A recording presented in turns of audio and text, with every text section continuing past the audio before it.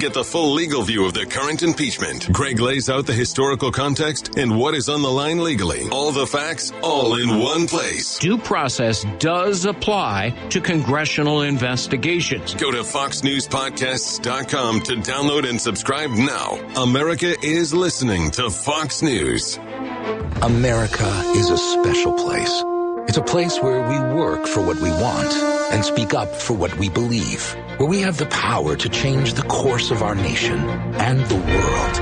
Every 4 years, we make a choice for ourselves, for our families, for our future. We do something most people across the globe only dream of. Democracy 2020. It's in your hands. Fox News. America is watching.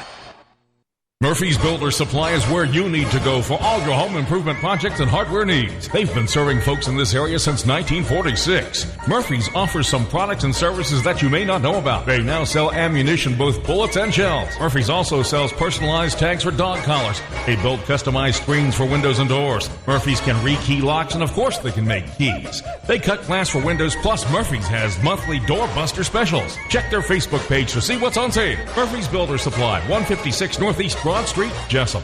For the best car wash at the best price, then go to the new Nips Car Wash, located at 459 Highway 301 South, down from McDonald's in Jessup. Nips Car Wash features state-of-the-art IQ automatic car wash system. Every car or truck that enters the automatic IQ wash system is scanned to capture its unique vehicle profile to give you a great car wash every time. Nips Car Wash also features 2 self-service bays where you can choose from a variety of accessories such as foam brush, tire brush, bug off, wax, clear coat, and spot-free rinse with powerful blowers located in each bay to top off your car wash experience at an affordable price. For the best quality car wash around, go to the new Nips Car Wash, located down from McDonald's on the left on Highway 301 South in Jessup. That's Nips Car Wash with a state-of-the-art IQ automatic wash system on Highway 301 South down from McDonald's in Jessup. 8:01 here at the Big Dog, WIFO-FM. It is time for the world-famous Butch and Bob Show, brought to you by Murphy Builder Supply and Nips Car Wash. And so the breakfast, what time was that this morning for MLK Day? That was the last of it, 10 o'clock. 10 a.m. this morning. And they had, of course, had the church service at Epworth last night and then the parade on Saturday. You are correct.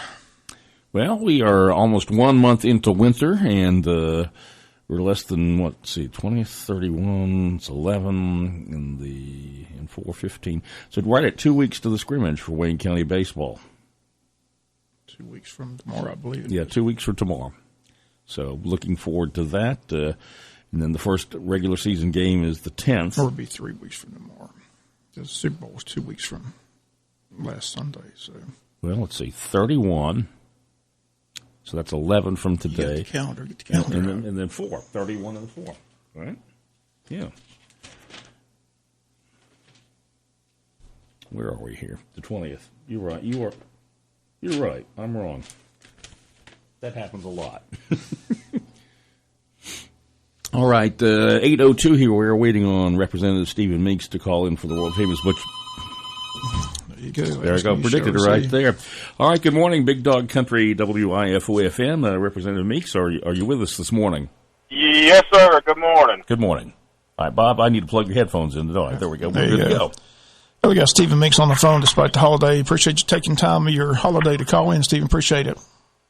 Yes, sir. Thank you. Good morning. Hope everyone's having a good morning so far. It's a beautiful day, and as we take the opportunity today to reflect on the legacy of Dr. Martin Luther King, one of the quotes that I like most is life's most persistent and urgent question is what are we doing for others? So hopefully today, in the spirit of Dr. Martin Luther King, that we can take an opportunity to reflect on that quote of his and take a look at ourselves and see how are we doing to help others in today's world. So, good morning. Good morning. Are you back in Atlanta? Are you still on your way back, or where you at? We're in recess today. I'm around the farm this morning, and we are having budget hearings starting tomorrow through Thursday to take a look at the governor's submitted budget that he laid out in the State of the State last Thursday. So we'll be having committee meetings this week. I don't serve on appropriations, but we'll be participating Give us your thoughts on the State of the State address. Again, the budget proposed $28.1 billion, but they're seeking cuts of 4% this year and 6% next year. So just give us your thoughts. I'm sure you heard the speech, your overall thoughts. Well, first of all, I think the governor did a great job of laying out his views and his path for Georgia for the next fiscal year beginning in FY 2021.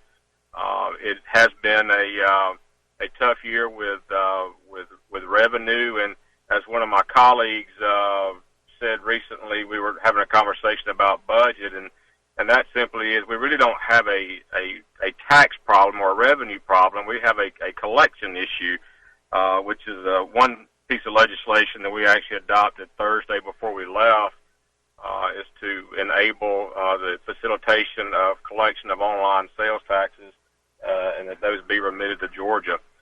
But we are looking at a 4% cut this year, a 6% cut next year in the budget, and then looking for ways to do what we are constitutionally challenged to do or mandated to do, and that is to pass a balanced budget. A couple of things in the governor's budget that he did include is the additional $2,000 pay raise for school teachers, and also a $1,000 pay raise for state employees making less than $40,000 per year.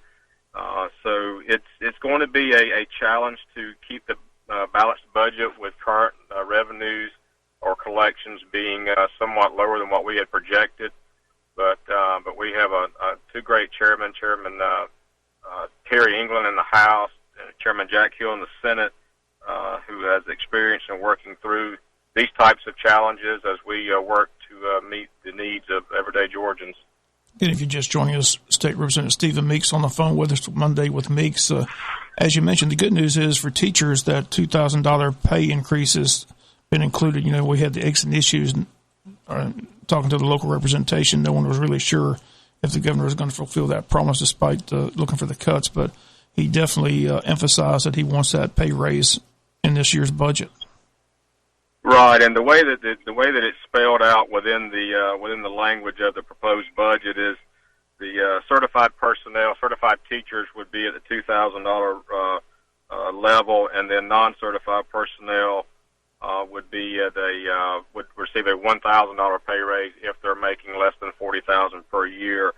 The other thing that the governor did include was $5.43 million or $5.44 million for the Department of Education for a 5% increase in state-based transportation salary, as well as school food service employees as well. So there's some additional detail there to be worked out within the governor's highlights of the budget proposal as we move forward. Another part of his State of the Address on Thursday, Kemp declared gang violence to be a crisis in the state, even though U.S. Justice Department figures show that in 2018, violent crime in Georgia was down 13% from 2011. In fact, it's been in sharp decline since the 1990s. But Kemp said in his speech, criminal street gangs continue to grow in size and scope, impacting every county and every part of our state. These organized crime units are flooding our streets with weapons, drugs, violence, and fear. They're ripping apart the fabric of our communities. They're eroding the foundation of our families. And he also released a proposed budget that includes nearly $2 million for 7 new positions in the GBI task force and resources to set up a statewide gang database. So just want to get your thoughts on that. And, you know, here in Wayne County, we've seen a lot of court cases lately all about gang violence here in the area. So I'm sure people in this area are glad to see the governor taking a focus on gang violence. Right, and it's one of those things that understanding that the headlines of the Atlanta Journal may indicate one thing, director of the FBI and others are seeing increased activity, and a lot of that may be in more focused toward your rural parts of the state because gangs realize that there may be less funding available to fight gangs in our area of the state and at home and other places. So I think it's important that we continue to put some funding there to let gangs know, hey, you know, we're here, we're watching, and we're going to battle with you to protect our citizens and our kids. And that's the one thing that we have to be cognizant of and diligent about is that we're in a world of internet and everything's out there, and my guess is there are ways in talking with law enforcement that children are recruited at a very young age, and they're exposed to things that Bob, you and I were not exposed to when we were younger. And they're drawn into that gang life at an earlier age, and we got to make sure that we're, number one, protecting them, and number two, that we're fighting gangs as a whole. Yeah, fortunately, we didn't see that in our lifetime, but Kemp said state law enforcement officials claim there are 71,000 gang members and associates in the state of Georgia alone. So, again, I just know that covering the court cases here in Wayne County the last several years, the gang cases and, all the crime seems to be involved around gang violence. I know that we've put many away in prison for the rest of their life due to murder and things like that. So it is a problem. Like I said, the governor has emphasized it as a problem in his speech. So I just wanted to get your thoughts on that. Also, just want to get your thoughts on the overall, other, besides the budget, what are some of the other issues that we'll see discussed up in the session? One thing back to gangs for a minute, Bob, if I might, and I know that our local law enforcement, the sheriff's office and police department are working very diligently here in Wayne County to ensure that we know where gangs are, we know what the activity is, and that they're working very diligently to eradicate that, as you've mentioned, the increase in court cases and those types of activities. It's on their radar. It's one of those things that we may not see it every day as we're moving around, but it's always there, and we're proud of our local law enforcement that goes out every day and fights these bad guys, and quite honest, and as well as for District Attorney Jackie Johnson for bringing them to trial and putting them away. We're in that time frame that we've got to be diligent, and we're proud of what they do for us.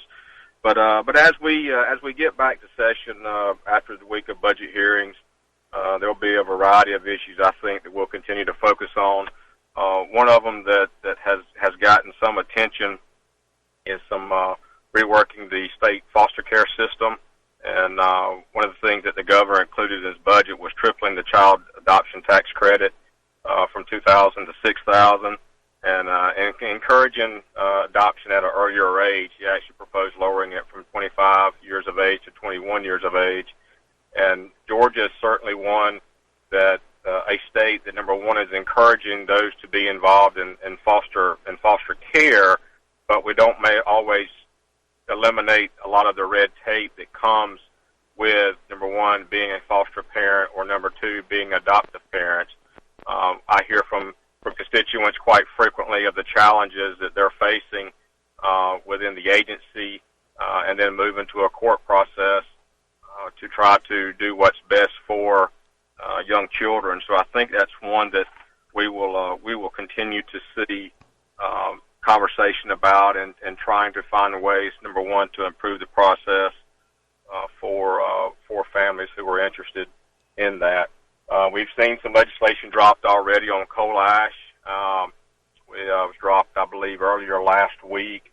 The Democrat leader and some co-sponsors dropped it, which would require coal ash be disposed of in landfills with liners. I can tell you that your delegation, myself and Chairman Werkheiser and Leader Tillery, are working diligently with leadership and trying to figure out a way to work through the coal ash and how to best legislate that.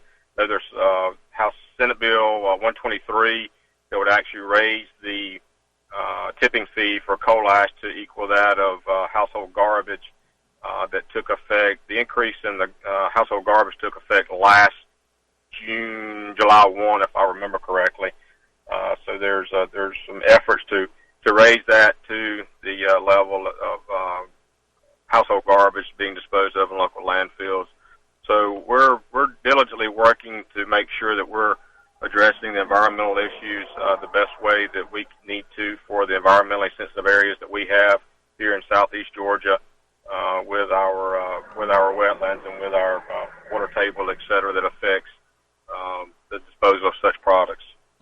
Yeah, I'm curious, going back to the 2019 legislative session, several topics, never got to a vote. One was the proposal of a second airport down towards Macon. Do you see that coming back up this year, or is that a dead issue? I don't know that it's a dead issue yet, Bob. I think we'll continue to have that conversation, or it'll be continue to float to be floated. There's also continued conversation about a state takeover of Atlanta Hartsfield-Jackson Airport, which I don't believe is really the right thing to do. We have some issues that have to be worked out there, but growing the state to take over and run an airport, I don't think is exactly what we need to be doing and what taxpayers would want to do. But I think as we work toward, number one, finding ways to provide greater air service to some of our more rural parts of the state, airport in Macon will probably be one that will continue to be floated about to see if we can come to some resolution to that. Another issue in the governor's State of the State address, he identified in his speech what he called unexpected medical billing. Again, he says consumers get surprise medical billing. Explain what he was discussing about that. What it was. Explain that issue. I think the easiest way to say it is a surprise bill that shows up after you think that a procedure that you've had and insurance that has covered that procedure that may show up in the mail. We're having more and more constituents that are being, quote, surprised by billing from a medical procedure that they may have had that they thought was covered. That is one of the things that, within the bigger scope of trying to make sure that we have transparent prices across medical practices in terms of medical procedures, that consumers know what it's going to cost up front whenever they go in for a procedure, and so that we don't have a $5,000 bill show up later date that you thought was already taken care of because some glitch in either the agreement or the insurance that the individuals may have. The other part of that is from a pharmacy perspective, what we call pharmacy benefit managers, PBMs, and consumers and patients are being directed to use specific pharmacies that insurance companies are saying you have to go here to fulfill your prescription, as opposed to using a hometown pharmacy that you've used for 25 or 30 years or all your life to fulfill your medication. And there's that practice has got to be addressed, and making sure that, number one, that local pharmacies have the same opportunity to fulfill that prescription as other national pharmacies do as well. And once again, if you're just joining us, on the phone with us is State Representative Stephen Meeks, Mondays with Meeks. Another issue they discussed was taxes on internet sales. Tell us about that. Well, it's one of those things that has not been collected, and we're seeing, as one of my colleagues pointed out, we don't necessarily have a revenue problem. We have a collection issue, and there are services that are being provided that are already taxed that are not being collected. And one of those in what we consider a marketplace facilitator piece of legislation that was passed last Thursday that would enable a third party to collect the sales tax collected on internet sales, Lyft, Uber, and others that are not currently paying or remitting that sales tax to the state of Georgia. So we're making sure that taxes that are levied are indeed collected for the revenue stream for the state of Georgia. Another issue they discussed was this was something that was interesting. I thought for sure that the seatbelt law included backseat drivers, but apparently it doesn't. But I understand they're going to address that. Traffic safety, apparently try to pass a bill where you have to be buckled up in the backseat as well. I already thought that was a law, but apparently not. Tell us about that. Right. Current law requires that only front seat passengers, driver, and front seat passengers be buckled in, and there's an effort to amend that law to ensure that backseat passengers are required to be buckled in as well. As many of you may know, there was also an exemption that, when the seatbelt bill was passed, when Speaker Tom Murphy was in the House and ruling the House, the pickup trucks, particularly for farmers, were exempt. So there's some effort there to take a look at that piece of legislation and amend it, that we also include backseat passengers to be buckled in as well under the seatbelt law. You mentioned the coal ash issue here locally. Any other issues that Wayne Countyans need to be worried about or need to be on the lookout for locally? Any local issues that will affect our area? I think the biggest thing right now is going to be our state budget and how that impacts local activities. The one thing that I would say that we continue to work on as a delegation is economic development. We have great teams here in Wayne County with Dale Keith and others that and great leadership that is working with the state and doing great work in trying to recruit businesses into the state. And that's one of the things that I think we have to continue to look at. The other part of that is, as we talked a little bit about at Eggs and Issues, is the deployment of rural broadband. And we've talked about it, I know, for prior to my going into the House. Prior to that was talked about. We finally passed some legislation last year that enables that deployment to be done by EMCs if they so choose. But I believe we have to continue to take a look at that and see what funding mechanisms are available that we encourage companies to go ahead and deploy broadband to those far-reached areas of rural Georgia and in Wayne County and others, so that we make sure that we do get it covered. I think we have to continue to watch that. We have some other issues out there that we've got to be able to work through. I know some of the farmers here in Wayne County are interested in growing hemp. We have some challenges and changes that we need to make to, number one, the law that we passed, and number two, some other challenges there when it comes to making sure that it's being regulated in the right way, in a responsible way by the Department of Agriculture. So we've got some challenges there that we've got to take a look at and make sure we're addressing in the right way. I want to interview you at the Eggs and Issues, and you discussed the committees that you're on, but for those listening may not know what committees you're on, tell us what all committees you're on up there in the session. Serve on Agriculture and Consumer Affairs, as well as Energy, Utility, and Telecommunications Committee. And then additionally, I serve on Intergovernmental Coordination, which is the committee that takes a look at local legislation for those who may want to make changes to charters or other issues that may be that local municipalities won't address locally. We take a look at those pieces of legislation to make sure that we're doing them in the right way, and that's a great committee. It's interesting to have those conversations about what communities we're trying to do across the state, and as communities in the district, in our district here at home, look to make changes in one way or another that require state approval. It's the committee that has the opportunity to do that.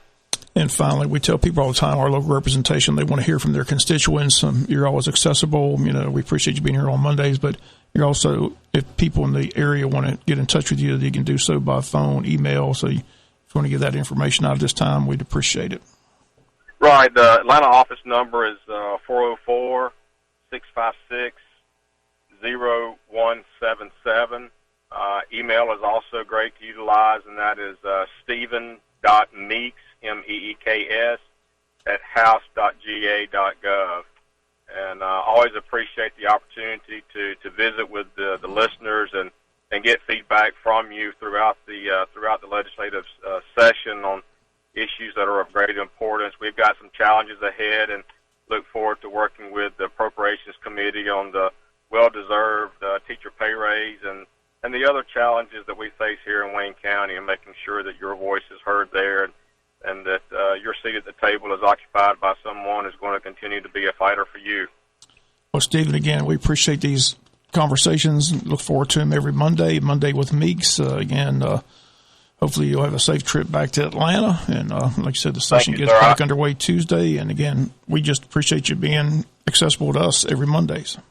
I appreciate that. One more thing I do want to mention, I know I mentioned it several times last year, is within the House of Representatives and the Senate, we have programs for young kids to come up and be pages for the day. They assemble in the hallway, and as messages are sent to the members on the floor, those individuals will bring those messages to us on the floor and communicate back to whoever's asking us to come out and what we may be doing. So at any time, if any of the students here in Wayne County are interested in coming up and being a page for the day, please give me a call. would be happy to, number one, have you come up and do that and be a part of the session for a day, as well as those that may come up and have legislative topics to talk about. We had a great crowd from Wayne County last week, number one, for eggs and issues, number two, for the Okefenokee occasion. It was great to see local leadership up in Atlanta. So if you're there or passing through and have the opportunity to come by and see me, please reach out. Let me know what's important to you and how we can be of any help as we get back into the full swing of session. Okay, Stephen, again, we appreciate you calling in, especially on this holiday, taking time out of your busy holiday to call in, but we do appreciate it, and we'll look forward to talking to you next Monday. Thanks so much. We'll talk to y'all next week. Have a great week. Good. Again, those comments of State Representative Stephen Meeks. Again, our legislators will be checking in throughout the session. Again, Monday with Stephen Meeks, Tuesday with State Senator Blake Tillery, and Wednesday with State Representative Bill Werkheiser. Again, always informed. We appreciate them taking time out of their busy schedule and calling in on the world-famous Butch and Bob Show during the legislative session. So, again, we'll take a quick break, come back, and wrap up this Monday's Butch and Bob Show. Murphy's Builder Supply is where you need to go for all your home improvement projects and hardware needs. They've been serving folks in this area since 1946. Murphy's offers some products and services that you may not know about. They now sell ammunition, both bullets and shells. Murphy's also sells personalized tags for dog collars. They build customized screens for windows and doors. Murphy's can rekey locks, and of course they can make keys. They cut glass for windows, plus Murphy's has monthly door buster specials. Check their Facebook page to see what's on sale. Murphy's Builder Supply, 156 Northeast Broad Street, Jessup. For the best car wash at the best price, then go to the new Nips Car Wash, located at 459 Highway 301 South, down from McDonald's in Jessup. Nips Car Wash features state-of-the-art IQ automatic car wash system. Every car or truck that enters the automatic IQ wash system is scanned to capture its unique vehicle profile to give you a great car wash every time. Nips Car Wash also features 2 self-service bays where you can choose from a variety of accessories such as foam brush, tire brush, bug off, wax, clear coat, and spot-free rinse with powerful blowers located in each bay to top off your car wash experience at an affordable price. For the best quality car wash around, go to the new Nips Car Wash, located down from McDonald's on the left on Highway 301 South in Jessup. That's Nips Car Wash with a state-of-the-art IQ automatic wash system on Highway 301 South down from McDonald's in Jessup. 826, putting a lid on the world-famous Butch and Bob Show this morning, brought to you by Murphy Builder Supply and Nips Car Wash. What you got there, Bob? Just a couple of notes again. I want to thank Stephen Meeks and our representatives for calling in. During this legislative session, I think the listening audience enjoys hearing from those people. And we'll have State Senator Blake Tillery tomorrow and Wednesday with Werkheiser, Bill Werkheiser every Wednesday. But again, there's a nice feature here during the legislative session. Keep everybody up to date what's going on. Just want to remind people today the Chamber of Commerce has had that ribbon cutting ceremony this afternoon at the new Arby's restaurant. It's going to take place today between 5:30 and 6:30. Arby's located at 7052 South 1st Street, so I know a lot of people are excited about Arby's. Coming to Wayne County. I drove by this morning and looking at it. A lot of people fans of their roast beef sandwiches. So. I don't know that it doesn't look. You can do a lot in one day, but it didn't look like it was quite ready to go. You always have some sort of issue that gets in the way when you're putting together any kind of new building, especially a restaurant. There's always something. I haven't got any notice that it's been called off. So they may have it anyway. Day. Also, a reminder that City of Odom gearing up for their annual event that father-daughter's dance called Boots and Bling, a country girl thing. Again, it's set for Saturday, February 1st at 6 to 8 p.m. at the Odom City Gym. Tickets are now available at Odom City Hall, $20 a couple in advance, $25 a couple at the door, $5 for any additional dollar. And, again, you can get your tickets at Odom City Hall. Also, I want to remind everybody there's going to be a job fair and career expo. A lot of people are always looking for jobs. 11 to 2, Wednesday, February 19th, Coastal Pines Technical College. 1777 West Cherry Street at the Polytech Building is open to all job seekers. Again, if you need more information before then, they ask you to call Shanda Curitan Job Training Unlimited, 912-739-7158, or you can call 1-800-503-0204. Also, a reminder the hospital is going to offer another one of those free childbirth classes. Again, these are well attended. January 25th is the date at Wayne Memorial Hospital. Free class on childbirth offered at Wayne Memorial Hospital Saturday, January 25th from 9 to 1 in the hospital cafeteria conference room. Class is ideal for those expectant mothers 25 weeks pregnant or later by the class date. If you're interested in registering, you can do so by calling the following numbers, 530-3118 or 3117. And in case you missed the news, just want to send out a shout-out to this lady's been the chief financial accountant at the Board of Education for the last 17 years. Tony Williams resigned, taking a position at Bryan County. She'll be sorely missed, and wish her well. But again, it's been fun working with her the last 17 years. Somebody really knows her stuff. Every time she gave a financial statement, anytime they asked a question, she always had the answer. So, again, I'm sure she'll be surely missed, but they're looking for a new chief financial officer at the Board of Education as Tony Williams is going to Bryan County after 17 years with the Wayne County school system. But we do wish her well. So, again, thanks to Stephen Meeks for taking time out of his busy holiday to call in here on the world-famous Butch and Bob Show. Again, the Super Bowl was set. Again, a reminder, the Touchdown Club has Super Bowl Saturday set for February 1st at the Pine Forest Country Club. The band Hush will perform at 8. The event gets underway at 6. To be eligible for the $10,000, you got to have a ticket, though. Those tickets available this week at Prime South Bank. So that's going to do it for today's world-famous Butch and Bob Show. Again, I appreciate everybody tuning in. Again, enjoy your holiday, and we'll see you tomorrow. Butch and Bob Show on WIFO, brought to you by Murphy Builder Supply and Nips Car Wash. 8:29 here at the Big Dog. Up next, a quick update from Fox News Radio. It's 2020 and all 2000.